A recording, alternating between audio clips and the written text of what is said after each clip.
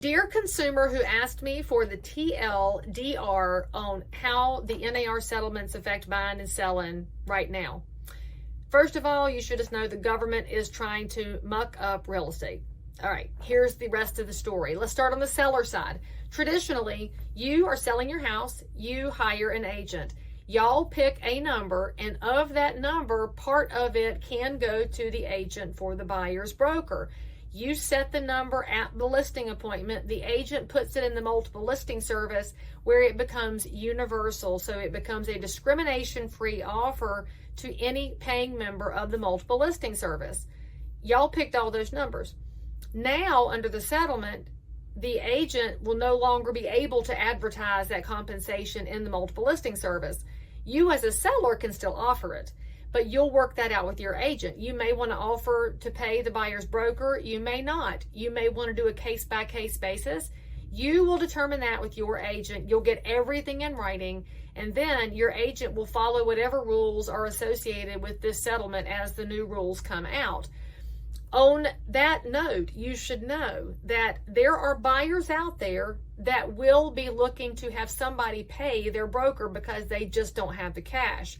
So if you don't want to pay a buyer's broker, then you run the risk that that buyer doesn't come to your house. It'll be up to that buyer and up to you. What I would suggest is that as you hire an agent, make sure it's somebody who's got great communication and they can take your instructions and deliver it with every phone call and text that comes in from either a buyer or a buyer's broker so that you know exactly what you're doing. That's what that will boil down to.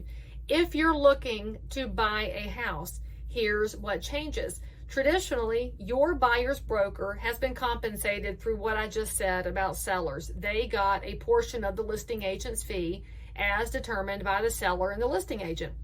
That is now going to go away from the multiple listing service, but it may still be offered.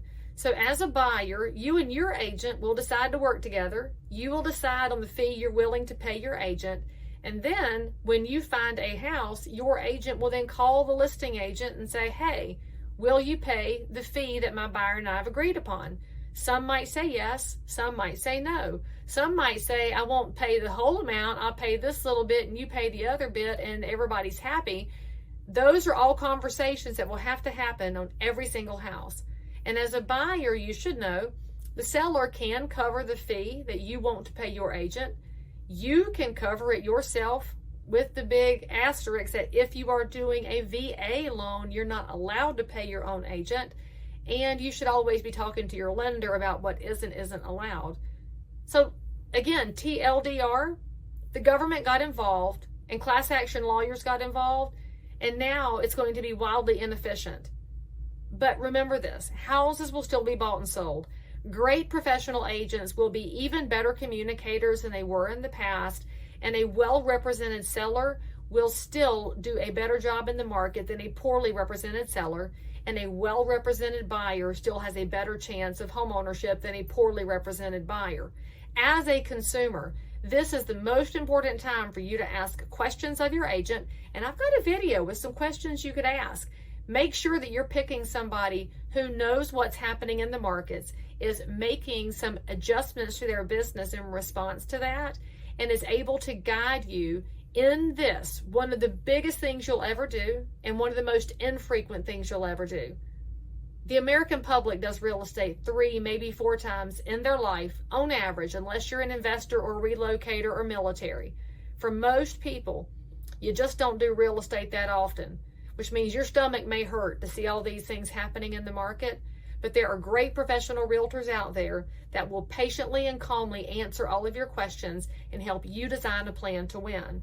If you're in Cabarrus County, you can call this girl. But if you are somewhere else, because friend who left the comment, I don't have the foggiest idea where you are, but I know the top professional realtors all over the country, and I'm glad to introduce you to somebody who's not scared of change. Instead, they are prepared to help you succeed no matter what. That's the other TLDR. Great realtors aren't going anywhere. They're just going to get better.